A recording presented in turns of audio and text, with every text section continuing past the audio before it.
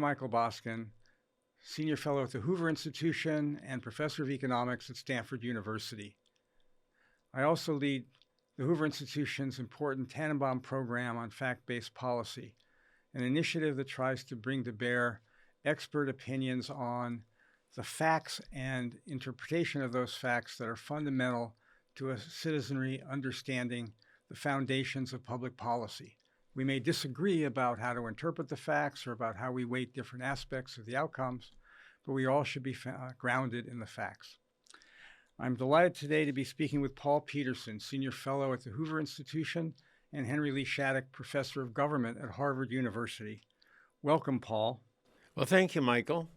Along with Nora Gordon of Georgetown University, he is a co-author of What We Know About Our Schools, literally a tour de force, a terrific survey of K-12 education and education policy, and a standout essay in the Tannenbaum program. Let's start with some context, Paul. What do we actually mean when we say K-12 education? What does that encompass? Well, K-12 education is the education we provide for children between the ages of 5 and 17 approximately. It's basically what we've been offering in the United States since the 19th century. We were the first country in the world to put into place that educational system, especially through secondary schools. That's terrific. Let's begin with some review of some basic factual data about our K-12 system in the United States, or at least the most recent year data available, which is probably a few years ago. We'll then maybe turn to the important issue of achievement, the role of teachers, and then we'll conclude today with something about school choice and how we can evaluate various issues surrounding that important topic. I'm happy to discuss all of these topics. Great. So about how many children are enrolled in K-12 education of all types today? Well, you know, our enrollment has been growing decade by decade. So we have 50 million today. It's one decade during the 30s we didn't grow, but we're now facing a point where we may not be growing in the future. So we're a bit at an inflection point there. But yes, it's a 50 million person industry. Well, it's very large, very important, obviously. How has the demographic composition changed over time? Who's going to school, what their background is, et cetera? The important change is that we no longer have a predominantly white population attending our schools. The children today are about a little over 50% white, but there's been a substantial growth in the Latino population. The Black population stays about 15%. The Asian population has grown from about 3% to close to 10%. And so we now have an extremely diverse ethnically population in our schools.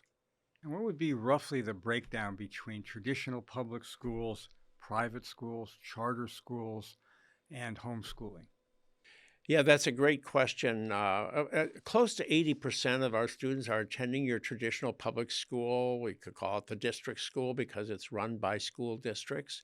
But we also have 7% of our students attending charter schools, which are often thought of as public schools, but they do have a private dimension to them because there are it's a nonprofit organization that actually runs the school, though it gets most of its money from the government. And then there are strictly private schools. Many of them are very religious, very high percentage are Catholic schools even today.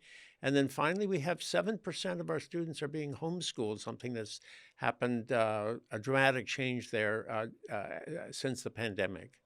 We'd have to go back a very long time, the frontier days where homeschooling was a predominant feature, I suppose. Yeah, well, actually, you know, there was a lot of thought during the colonial period that was the only way that children should be educated. And so we've evolved from homeschooling to providing education in the setting outside the home for 93%, but not for 7% of the population. So if we take a look at this vast industry sector, important activity, about how much is spent on all public source from all public sources, local, state, federal, on K through 12 education?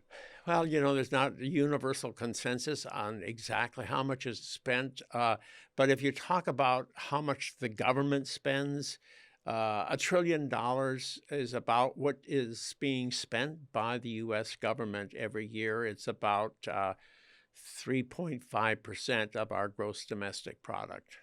Well, that's slightly more than we spend on defense, for example, so it's very important. Let's talk about that. Let's reduce it to the classroom and the pupil, about how much is spent per pupil. Well, amazingly, $20,000 a year is being spent in the post-COVID period. We don't have exact data for 2025, but the best data we have is that it's at $20,000 per student across the United States. So there's a lot of variation in that. There's some places that are spending as much as $30,000. New York State is doing that, and there's some places like Utah, which are spending maybe half of 20,000, maybe closer to 10,000. Well, that's a significant variation. Of course, some of that must be the differences in the cost of living in these different places as well. But No doubt. I mean, personnel costs vary a lot, but it's not just that. It's also how many kinds of services people think should be provided and how many people it takes to provide those services. so we spend a lot per pupil and therefore quite a bit per classroom. And we'll get into achievement and other things of that sort in teachers in a few minutes. But that suggests that doing a better job with how that money is being spent could pay big dividends. Is that right? It's very difficult to see a close connection with how much is being spent and how much kids learn. There are a lot of states that have increased their expenditures a lot, and you see very little improvement in student performance. And you find other states that have improved Florida is the best example, where you've seen huge improvement in student performance in Florida with only modest increases in expenditure. So it's really quite hard to really say that you're going to get more learning for additional $1,000 of expenditure. Yeah, I think also there's the issue of how that money is allocated and how it is spent, as well as how much is spent, I suppose. Well, there's a lot of services that really have little to do with learning. I mean, or maybe indirect, a very indirect effect, such as we feed students at school. That's part of the cost of schooling. We provide sports, athletic events during the school day and after the school day, and probably physical exercise is important for education and learning, but it's a very indirect thing. So there's a lot of indirect effects on education that are classified as part of school expenditure. I think if it's anything like higher education, there also must have been a lot being spent on increases in the numbers of administrators in school districts. Well, the system has become increasingly complex. It used to be that education was something the local school district did, and only the local school district did. As late as 1920, it was 80% of the cost of school expenditure was paid out of the local school district pocket. That's fallen down to 45% today, and the state has picked up a huge share of the costs, and the federal government role has played. And once you get different levels of government contributing together for an activity, there's a lot of coordination that needs to be done, a lot of reporting that needs to be done, and then you get a lot of administrative staff that gets created. So yes, we have a massive increase in the size of our administrative structure. What would be a rough division of the spending of this $1 trillion, $20,000 per pupil on average? A rough division between the federal government, the state government, and local governments? Well, roughly speaking, nationwide, the costs are split between the state and the locality, 45% of each. The school district and the state are contributing 45% each, and then the federal government's picking up 10%. During the pandemic, the federal expenditure level went up a lot, but it's very likely to go back to close to that 10% level as we move into the post-pandemic period and a more conservative administration in Washington.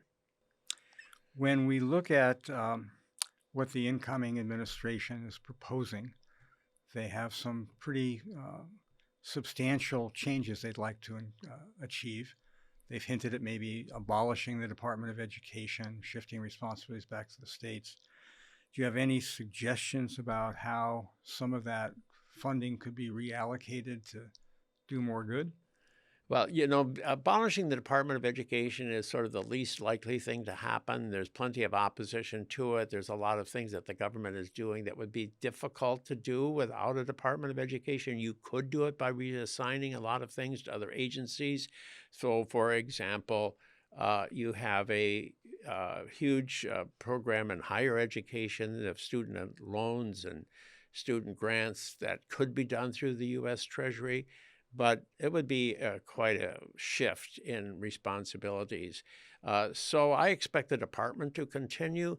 I do think we're going to see a consolidation of programs. We have a lot of tiny little programs that got enacted hither and yon over the course of time that really don't make a lot of sense and require a lot of administrative apparatus. And I think you could simplify that a lot by giving a block grant to the states and let the states spend the money. That's been done in the past. I think we're going to see that in the future. There'll always be little groups that want to hang on to their special little programs.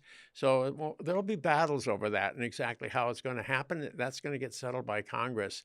And Congress, you never know exactly what it's going to do until it's done it. Now, one of the big changes over time has seemed to have been a shift from more local control and local funding to the states, and an increase in the federal role. Roughly, what is that? What did that coincide with? What's the time frame this happened over, and the like? Well, a lot of it has been, two things have driven it. One has been the consolidation of our school districts. We used to have 120,000 school districts in the United States. Now we have 14,000. Little red schoolhouses. Yes, all those little red schoolhouses had their own district. And a lot of them were told you need to consolidate. And if you do consolidate, we, the state, will give you some more money. So the state gave incentives to local school districts to consolidate, and they did at a very rapid pace. And that happened basically between 1930 and 1955, 1960. That was the era of consolidation. Following that, we got the era of equity and adequacy. We got lawsuits. And so the lawsuits have been a major driver of increasing the state role in education, because they would argue in the courtroom that actually the districts have different amounts of money. Some districts are pretty wealthy and others are not at all. And so there was inequity among school districts, and there wasn't enough being spent on education. So the lawsuits were filed in virtually every state in the United States. So between roughly speaking, 1970 and 2000, you saw a huge change in the role of the state because of all of the lawsuits that were being filed and the various decisions that were handed down. The result has been greater equity and expenditure among school districts. We haven't seen much in change in other respects, but a lot more administrative control goes along with that. Well, that gets us to the next big and important topic, achievement. First of all, what do we think we're measuring, and how are we measuring it when we talk about student achievement? Well, we have tests that measure student achievement, and standardized tests administered by either the state or by the federal government provide us with the best information that we have. They're very controversial in certain quarters because people say, I don't want my child's performance to be assessed by how well they can answer a question on that can be quantified, and you fill out little bubbles on a sheet. So that gets very heavily criticized, but we know that those tests do provide us with information that's both reliable and valid. We know that you'll get the same results repeatedly over time. If nothing else has changed from a particular individual or a group of individuals, we know that these things predict pretty well what's going to happen later in life, whether or not you're going to finish college, whether or not you're going to be successful in life as an adult. All of these things can be predicted by the test that you take in 8th grade or at the age of 15. And so therefore, they do give us an indicator of what's really happening out there in the real world. As imperfect as they might be for any one individual, for groups of individuals, they provide useful information. Okay, so having said that, these tests are the most important. There's different kinds of tests. Some are administered by the federal government. That's called the National Assessment of Educational Progress. The great thing about that test is it's the same all across the country. So we can really compare what's happening in different parts of the country. But each state has its own tests, and those states devise their tests to meet their particular desires of the residents of their states. And so those states get to be used for accountability purposes. There's been this fairly widespread view that achievement has been declining, students are falling behind. Your data suggests otherwise, at least for a long period. I'm wondering, do you have some idea of why that fact has fallen on some deaf ears, doesn't seem to have penetrated? Maybe this has been especially exacerbated because of COVID and the learning loss and the closure of schools and some dismay at what's actually being taught now relative to what was being taught when the parents were in school. We looked at this with some care, and we have been able to show that the amount of learning in mathematics among children at the age of 9 or in 4th grade has improved enormously since 1970 by 4 years of learning. In fact, that's a dramatic change. In reading, it's much less, only 1 year gain in reading. And so it raises the question, what could account for this huge increase in learning over a 50-year period of time?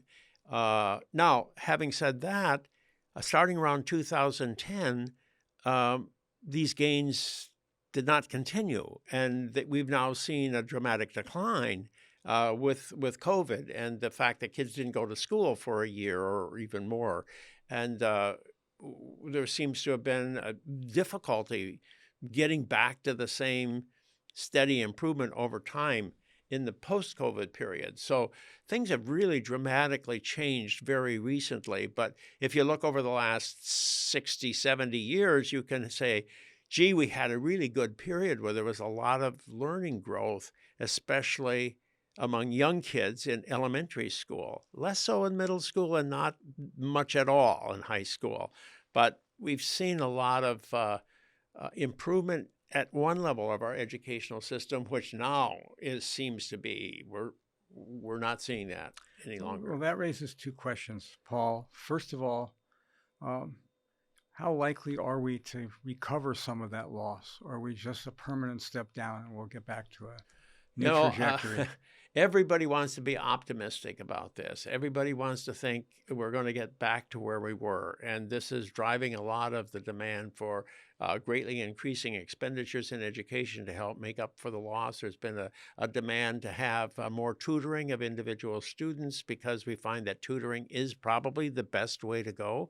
But setting up a nationwide tutoring program is really, really difficult because a lot of kids don't want to go to school at night to be tutored, or in the late afternoon, or before school. It's very difficult for an educational system to reorganize itself to provide that additional service. Summertime, people don't like to send their kids to school in the summertime. So the participation in tutoring programs, which is the best program for catch-up, only 5% of the students are participating in tutoring programs so far, and I doubt that that's going to change going forward. So I'm more pessimistic about how we're going to be able to recover from the dramatic loss that occurred. Well, that suggests we've got a lot of work to do in other dimensions to make sure these kids lead productive lives in the future. Let's turn back to what you said previously. And are there some plausible explanations for how we did so much better for several decades? Well, that's sort of interesting. And there's three ideas out there, and it's hard to choose which idea is the correct one. And Well, maybe it's a combination of the three. it could be the three all working together. Parents are better educated today than ever before. They have gone to school for more years. They have learned more themselves. They have more resources. They have more money. We are a much wealthier nation than we used to be, and some of that money is being used by families in the home to educate their children. So you might say a lot of this improvement is just in the quality of the family life. On the other side of that question, we've had a huge increase in single-parent families, which has had a negative effect on learning. So within the family, we see these tensions, but we have fewer kids today than we used to have. So a smaller family is a better family for education. We find it, if you only have one or two children in the family, the children learn more in school than if they So are parental time is spread over a few number of children, so it's more time per two child. two parents and two. We got a 1-to-1 ratio there, and that's different than if you don't have that kind of ratio. So that's one of the factors. The second factor is maybe the schools are focusing especially on the needs of the disadvantaged more today. There's more money. It's more equally distributed across the population. There's a lot of specialized programs focusing on the needs of the disadvantaged. And that could be a factor. But the third factor, which I think is valued, is the fact that early in life, when a child is still in the womb or in the very first year of life, that's when a brain is developing. And babies are uh, being born under much better circumstances today than ever before. They're getting better nutrition. Mothers are getting better nutrition when they're pregnant. There's fewer contagious diseases. You don't have measles. You don't have mumps. You don't have chicken pox. You don't have all those things that I had as a child that are damaging to physical development. When you look at the size of a child, today, I just saw somebody walking with their parents across the street, and the son was, another foot taller than the father, and and the same is true of the brain. The brain has developed more in recent years than in the past. Now, that's not going to happen forever, but we have seen a change in the capacity to learn that and you see this worldwide. This is not just in the United States. It's a worldwide change. So I think that's part of what we're seeing. That's actually a very promising development that really is moving moving us in a direction we want to be. Well, that's really important. Obviously, it raises the broader question of what parents or what's going on in the home as well. So schools bring something. We'll get back to that in a second, but they're not the only thing that's important to a child's development and to their learning, obviously. The home is probably the most important thing in a child's life. If you're raised in a home that's you've got a committed set of parents and you've got a child that's got all kinds of opportunities provided for them. I mean, that's the very best educational environment a person can have. And many of us know that from our own personal experiences, and we can see it by all the data that we look at just as well. Well, among the concerns people have up to the policymaker level is not just our performance relative to our history or to the recent past or contemporaneously, where we all care about our kids and all kids, obviously, but also our performance relative to children on test scores and achievement in other countries, because that's their future leadership and labor force, and it's our future leadership and labor force.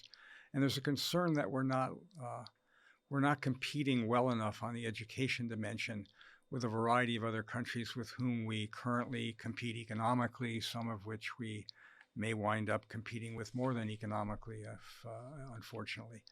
So how do we stack up in that regard? And are these international comparisons valid? Are they jerry-rigged in some way? Or is there really a story that America is not doing as well as it could be by international comparisons? Yeah, we first began doing international tests in math and science and later on in reading back in 1970.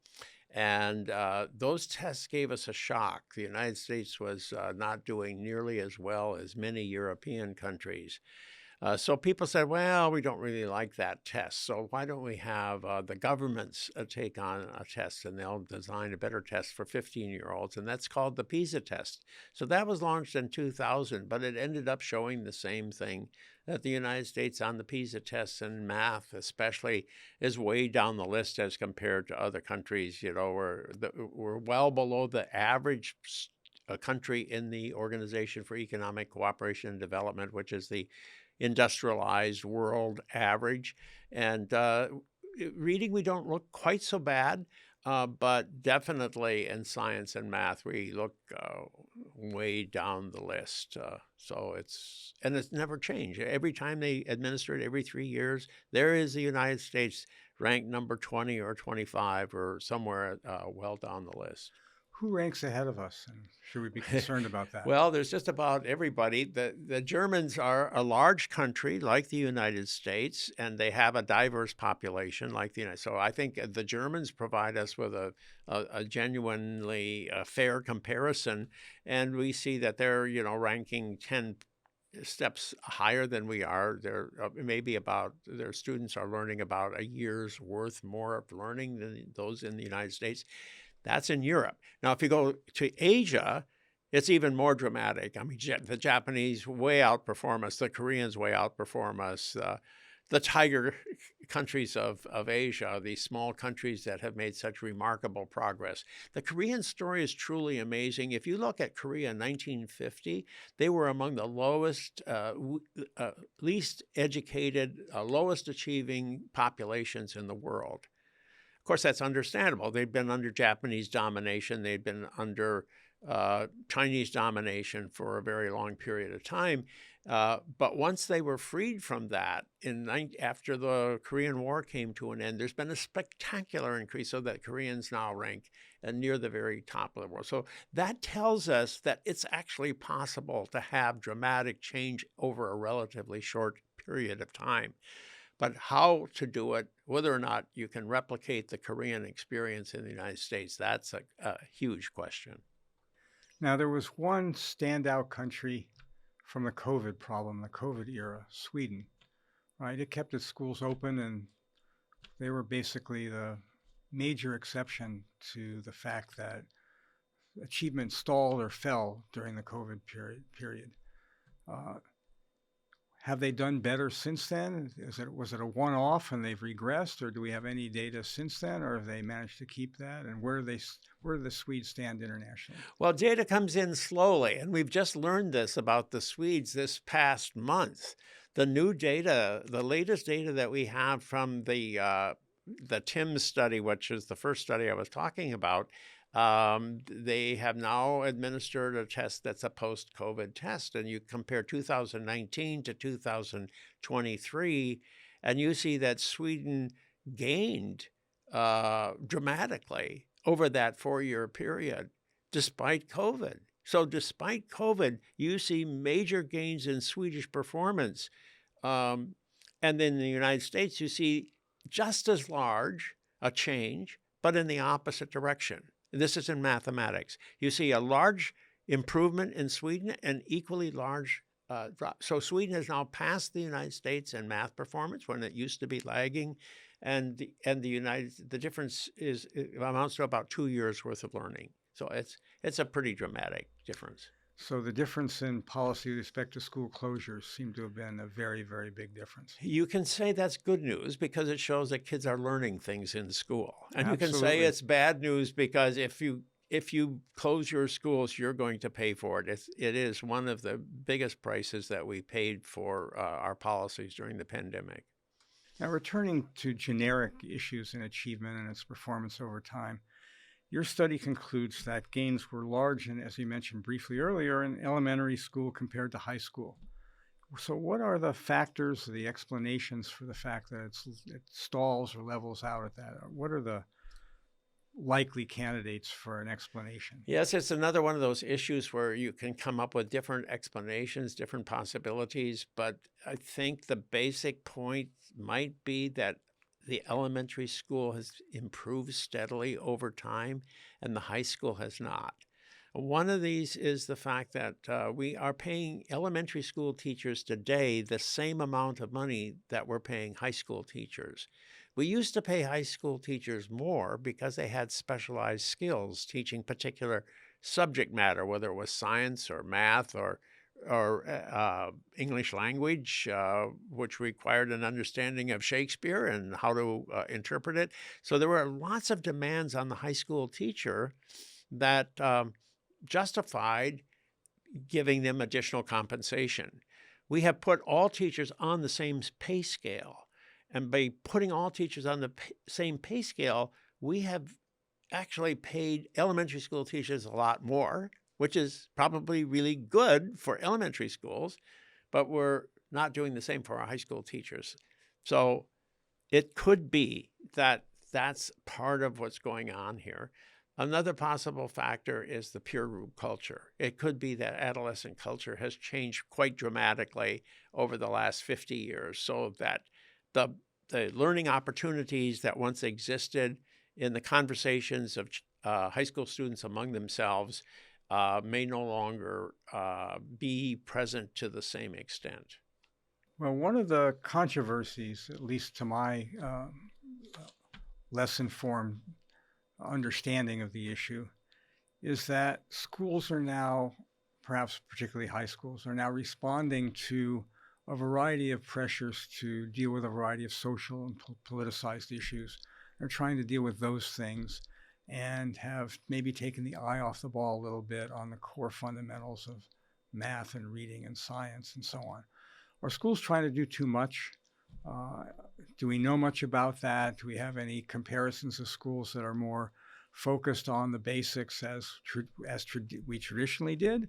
Or is that something that's just an open question and we don't really know the answer to? Well, I do think that a big concern today is the social media and the use of cell phones in schools. And I think we are very rapidly as a country deciding we've got to stop letting the cell phone dominate our schoolhouse.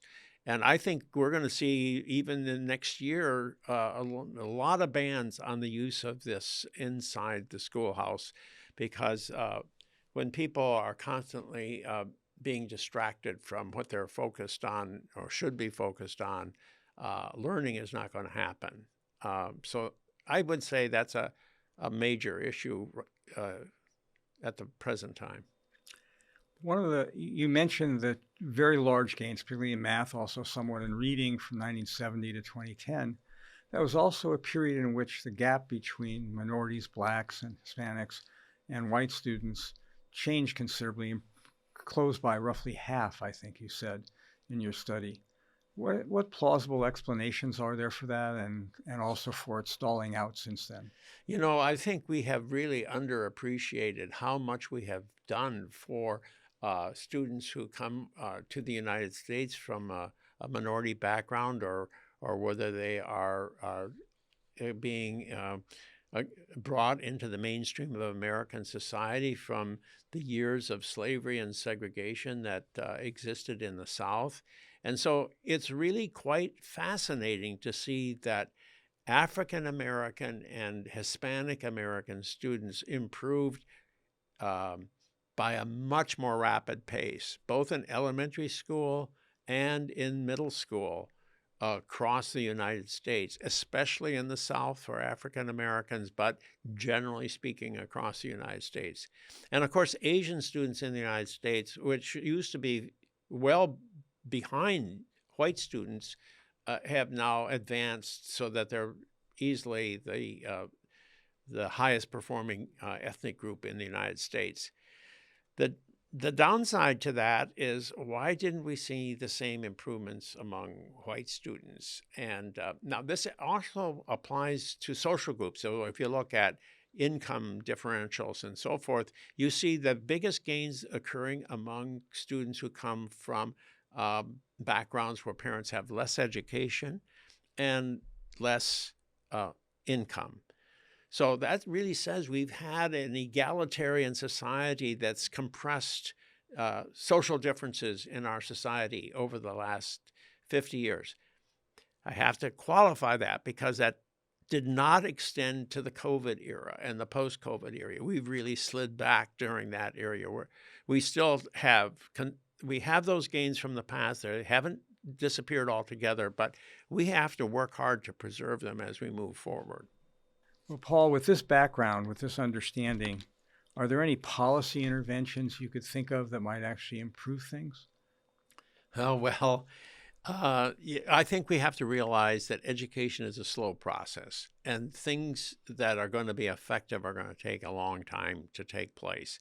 I do think that we can do a lot for our high schools. So there's a lot more that needs to be done in secondary education. Too many of the reforms of the past were said, well, let's get the kids set right in both in before they come to school and in kindergarten and in elementary school. And that was all fine. That's good. That's important. But we sort of have said, okay, once we fix that, we can just sort of let the system run. And now we have to think more. When students are reaching adolescence, they are demanding a lot of different things, and we're asking them to all go through the same school and be subjected to the same requirements and same expectations. So I think we have to have a much more open, dynamic, responsive secondary system. I'm not going to go into the details as to how you could do that. It's a big topic all by itself, but I think that's where we need to concentrate reforms for the future.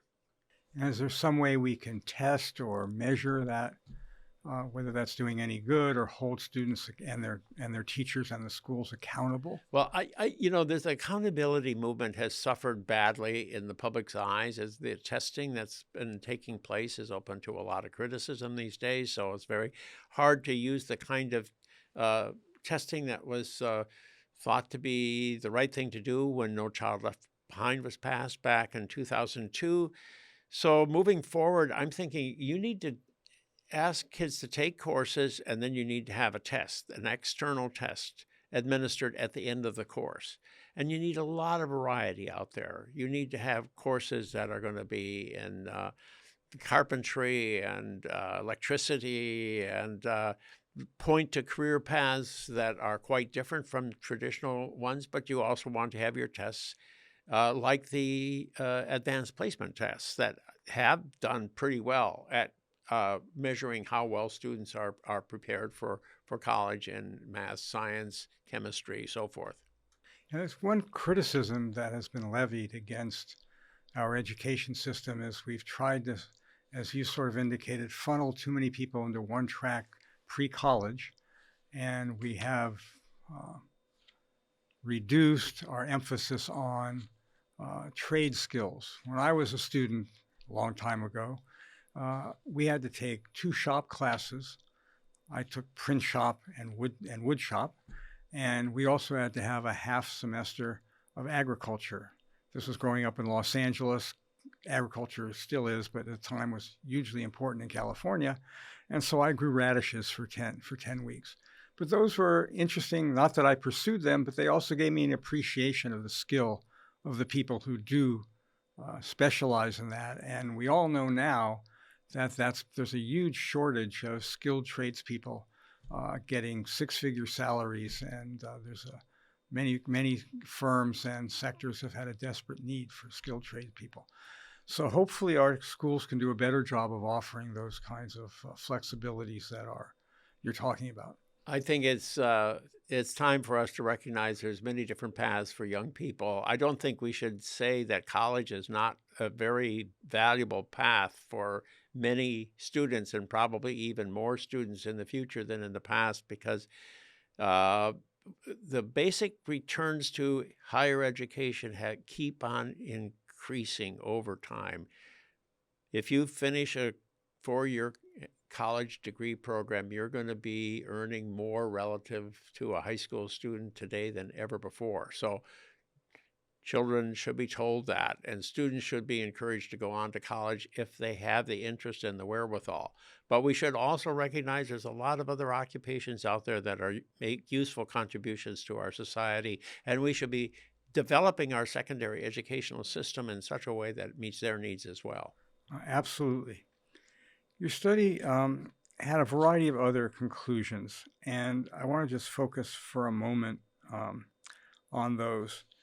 What role can technology, remote learning play? I mean, that was allegedly a substitute for the in-person classroom attendance during COVID in many for a long time in many states, in California among the longest.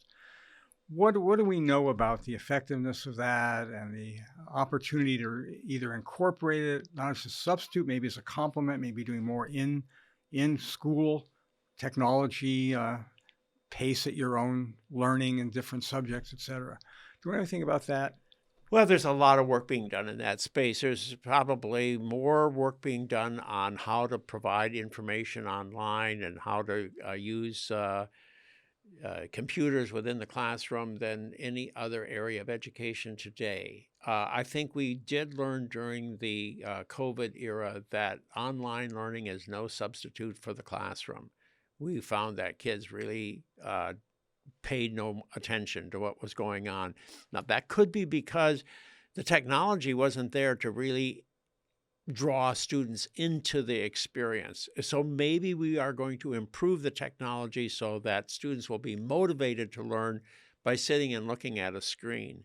I'm a little skeptical, however. I think that interactions between people in real contexts is important to learning for young people. Now, maybe as an adult, you can have a more specialized online experience and learn a lot that way, but people like to be with other people when they're in the learning process. So I don't think we should count on technology to solve our problems too much. Now, if you can bring technology into the classroom and if you can have teachers in the classroom who really know how to use that technology, I think there's a lot of explosive opportunities.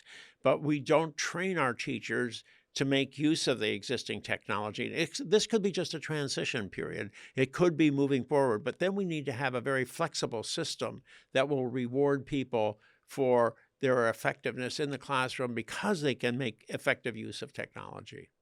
Paul, this has been really engaging, really informative. I want to ask everybody out there to join me in thanking Paul for this remarkable tour about our K through 12 system, the basic facts and context in which it operates, and student achievement and its importance.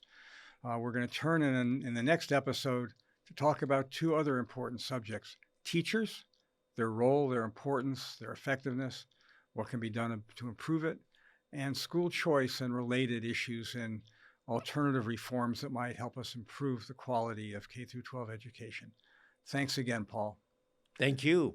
Michael Boskin here, signing off for the Tannenbaum Program on Fact-Based Policy at the Hoover Institution, Stanford University.